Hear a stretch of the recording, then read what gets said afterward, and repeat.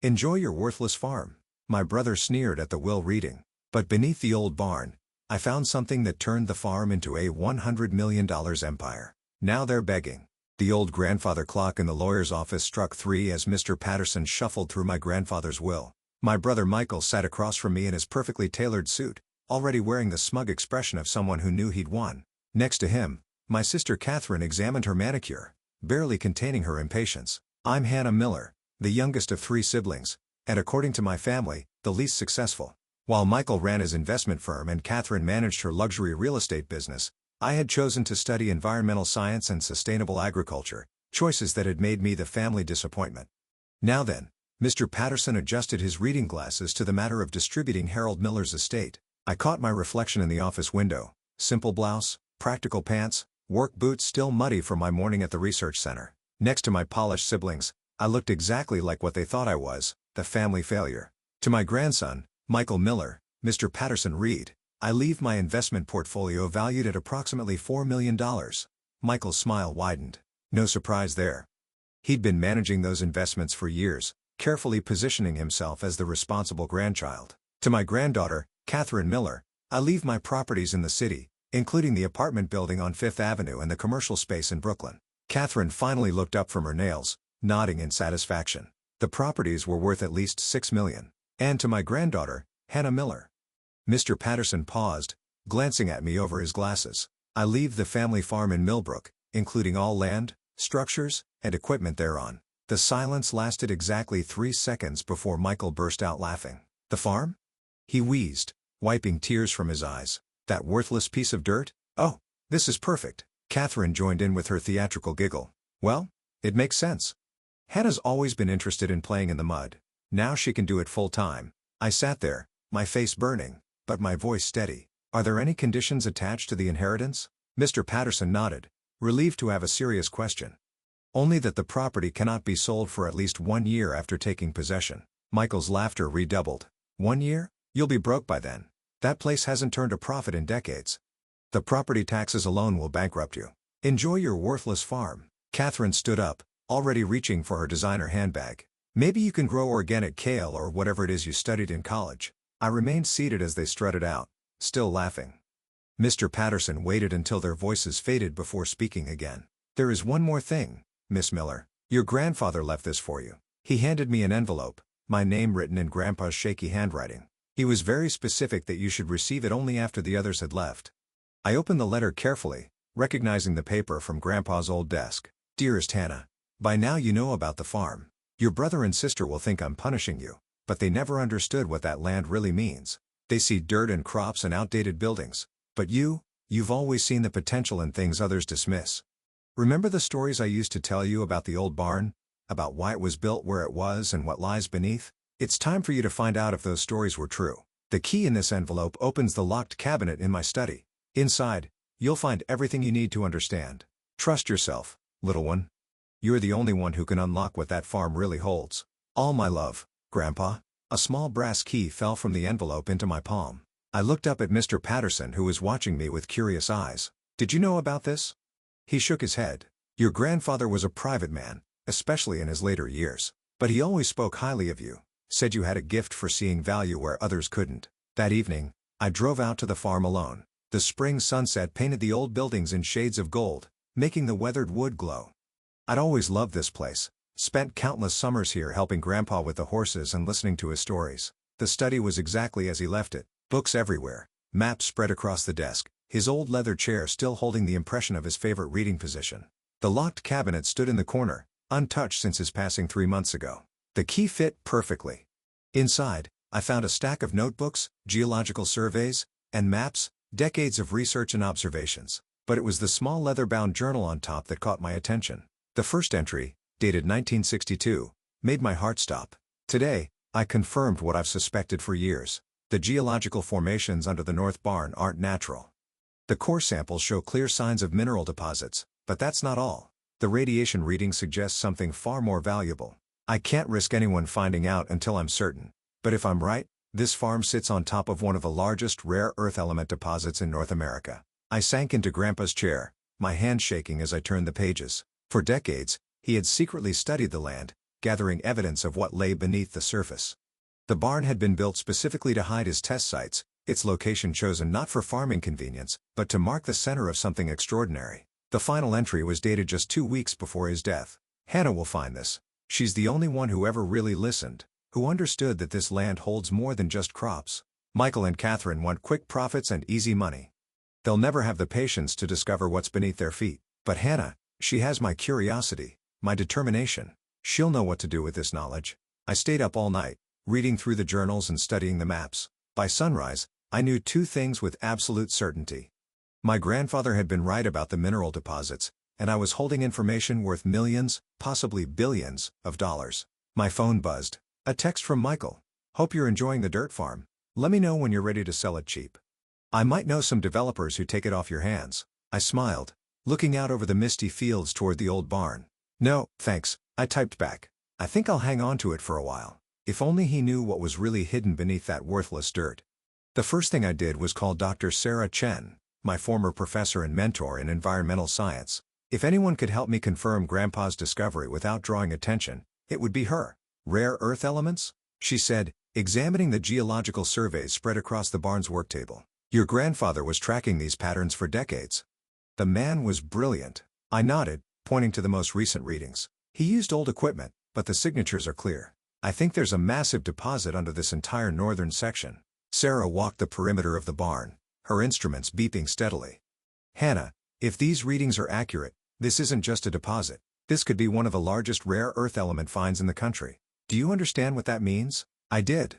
Rare earth elements were crucial for everything from smartphones to electric vehicles to military technology. China controlled most of the world's supply, making any significant domestic source invaluable. "We need to confirm this properly," Sarah said, already making calls.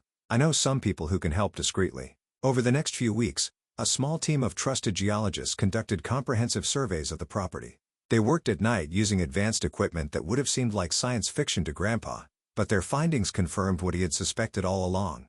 "The deposit extends at least 300 acres, Dr. Chen explained, showing me the 3D imaging. Preliminary estimates suggest over 100,000 metric tons of extractable rare earth elements at current market prices. That's billions," I finished quietly. "Not millions, billions." She nodded. "And given the growing demand for these elements, the value will only increase. But Hannah, you need to be careful once this gets out." She didn't need to finish. I knew what would happen. My phone was already buzzing with increasingly frequent messages from my siblings. Word had gotten around that there was unusual activity at the farm. "Hey, sis." Catherine's text dripped with fake sweetness. "Just checking in. How's the farming going? You know, if you need help with property taxes or anything." Michael was more direct. "Heard you've had some scientists out there. What's going on? As your financially responsible brother, I should be involved in any decisions about the property." I ignored them both, focusing instead on the next crucial step. I needed capital to develop the discovery, but I had to move carefully. If word got out too soon, every mining company in the country would be trying to take control. That's when I got lucky. Through Sarah's connections, I met James Wong, a venture capitalist who specialized in mineral resources. More importantly, he understood the need for discretion. "The potential here is unprecedented," he said, walking the property with me. "But extraction needs to be done sustainably, carefully. Many of these deposits have been ruined by hasty development." I liked him immediately. He asked about environmental impact before profit margins, and he actually listened to my ideas about sustainable mining practices. "I can provide initial funding," he offered, "enough to secure the necessary permits and begin preliminary development. In return, my firm gets a minority stake, but you maintain controlling interest." It was a fair offer, better than fair. But before I could accept, my siblings forced my hand. I came home one evening to find Michael's expensive car in the driveway. He and Catherine were waiting on the porch, trying to look concerned, but barely concealing their greed. "Hannah, we need to talk," Michael began, using his responsible big brother voice. "We're worried about you." "Really?" I leaned against the porch railing. "You haven't been worried about me for the past 10 years. Catherine stepped forward, all designer clothes and fake sympathy. "We know you've been meeting with investors. You can't handle something like that alone. You need our expertise, like you handled Grandpa's investments?" I asked sweetly. "The ones that underperformed the market by 40% under your management, Michael." His face reddened. "That's not— How did you know about that?" "I actually read his financial records, unlike you. Just like I read everything else he left behind." "Look," Catherine cut in. "Whatever you found out here, You need help developing it. We have connections, experience. No, I said firmly. What you have is regret. You mocked this farm. Called it worthless. Now you suspect it might be valuable. And suddenly you want to be involved. Michael's fake concern vanished. We're your family. We have a right to be part of this family. I laughed. When was the last time either of you visited Grandpa? Do you even know what crops he grew here? What he was passionate about? They exchanged guilty glances. I'll make this simple, I continued. This is my inheritance. Grandpa gave it to me because he knew I would understand its true value, not just its monetary worth. You want to know what I found? Wait and read about it in the papers like everyone else. You'll regret this, Michael threatened. We can make things very difficult for you. I stepped closer, meeting his eyes. No, Michael, you can't, because unlike you, I actually learned from Grandpa. I learned how to protect what's valuable, how to plan for the long term. You want to cause trouble? Go ahead, but remember, I have all of Grandpa's records, including some very interesting notes about your investment practices. Catherine grabbed Michael's arm as he started to sputter. Come on, she muttered. This isn't over, Hannah. I watched them drag away, their expensive car kicking up dust on the dirt road. Then I called James Wong. I'll take your offer, I said, but I want to add something to the contract, a clause that specifically prevents any shares from being sold to members of my family. He chuckled. Already done. Your grandfather warned me about them years ago. I knew he dropped the phone. You knew my grandfather? Who do you think helped him confirm his initial findings? Harold and I were old friends. He made me promise to look out for you when the time came. Tears filled my eyes as I looked out over the farm. My farm. Even now, Grandpa was still protecting me, still guiding my path. The next few weeks were a blur of activity, environmental impact studies, permit applications, mineral rights registrations. Through it all, I could feel my siblings watching, plotting. But I had something they didn't, patience, just like Grandpa. Then came the day I had been both anticipating and dreading. The official announcement of the discovery was about to go public, and with it, the true value of my worthless farm would be revealed to the world. I sat in Grandpa's study, reading the press release one final time. Tomorrow, everyone would know that the Miller farm sat on top of one of the largest rare earth element deposits ever discovered in North America. Tomorrow, my siblings would learn exactly what they had mopped and lost. But tonight, in the quiet of the evening, I reread Grandpa's journal one more time. Remember, Hannah, true value isn't just in what you find. It's in how you use it. Make me proud. I would, Grandpa. I would. The morning the news broke, I woke up early to watch the sunrise from Grandpa's old porch swing. The farmhouse was quiet, but I knew the peace wouldn't last. Headlines were already flashing across financial news networks. Massive rare earth element discovered in Miller farm find, Cowdery, HHAPGLO, Bell Mineral Market, domestic rare earth, ELEMENT, is a $100 billion game changer. My phone started ringing at exactly 7:01 a.m. Michael, of course. Is it true? He demanded, not bothering with a greeting. The farm? The minerals? All of it. Good morning to you too, Michael. I kept my voice calm. Yes. It's all true. Grandpa discovered it years ago. He just needed someone patient enough to understand its value. You have to let us in on this, he said quickly. The family needs to be involved.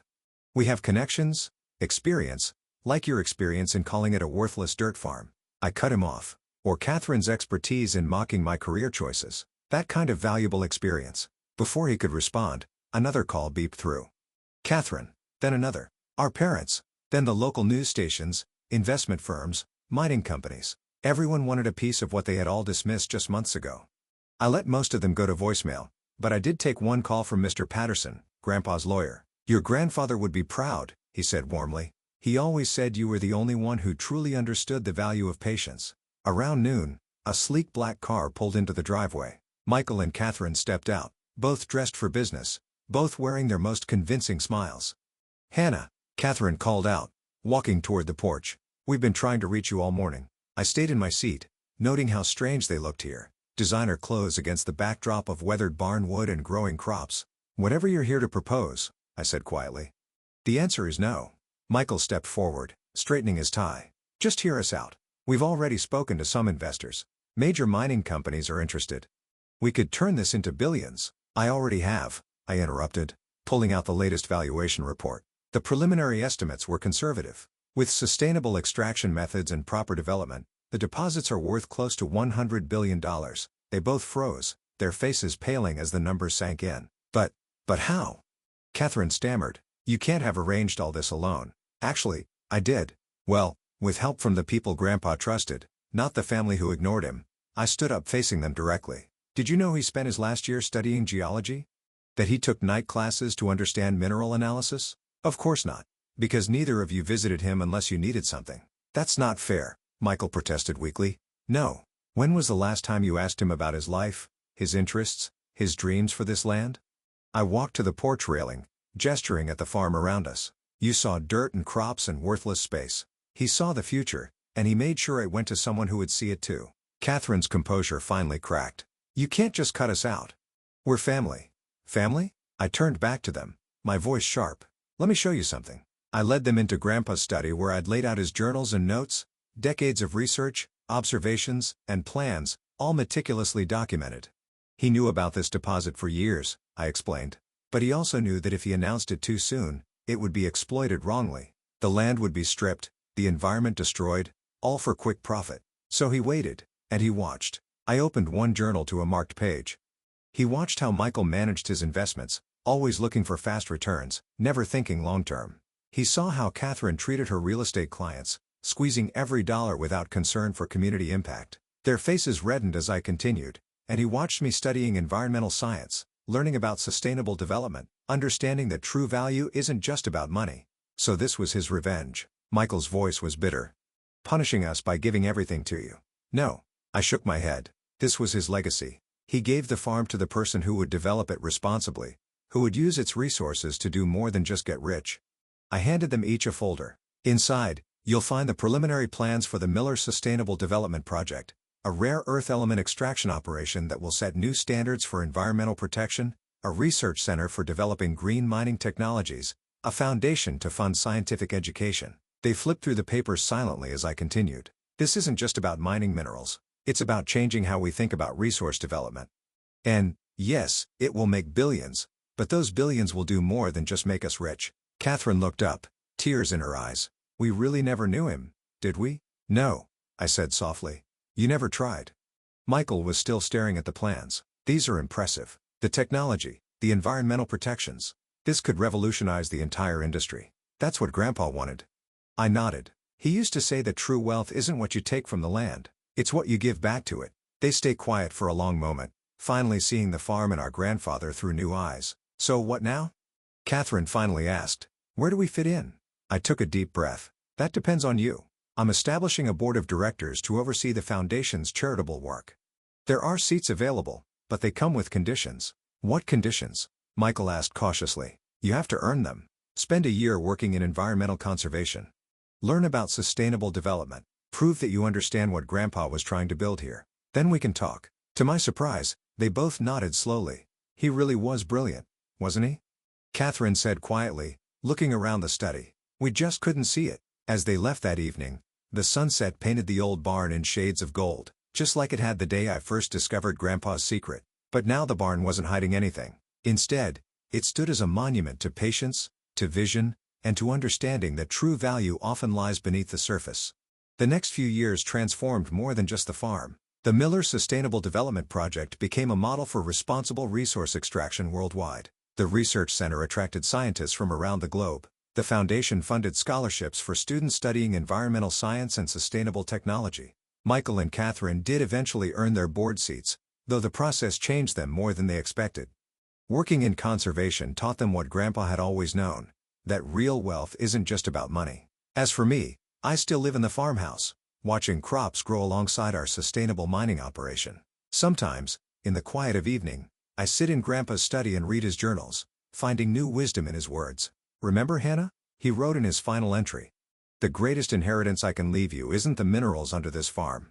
It's the understanding that true value lies in what you create, what you protect, and what you pass on to future generations. He was right, as always. The farm's secret wasn't just the rare earth elements hidden beneath the soil. The real secret was learning to see value where others saw nothing and having the patience to develop that value responsibly. Now when people call the farm worthless, I just smile because I know that true worth isn't always visible on the surface. Sometimes you have to dig deeper, be patient, and trust that what others dismiss as worthless might just turn out to be the most valuable thing of all.